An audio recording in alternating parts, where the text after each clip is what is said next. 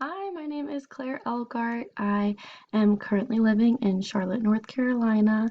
I grew up here and I left to go to college at North Carolina State University in Raleigh, North Carolina for undergraduate.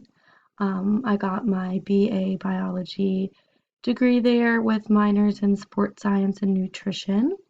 And then I came back to Charlotte to work and take some time off before going back to school.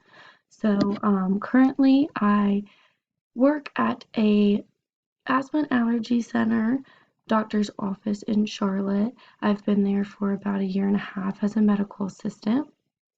I am not a full-time student. I am just taking this course and one other course through University of New England online. Both courses are prerequisites for graduate program PA school that I'm looking to apply to this application cycle. I'm currently taking the biochem course alongside medical terminology to complete some prerequisites before submitting those applications in the next coming months. In my free time, I like to hang out with friends and family. I especially like to hang out with my niece, who is about 17 months old.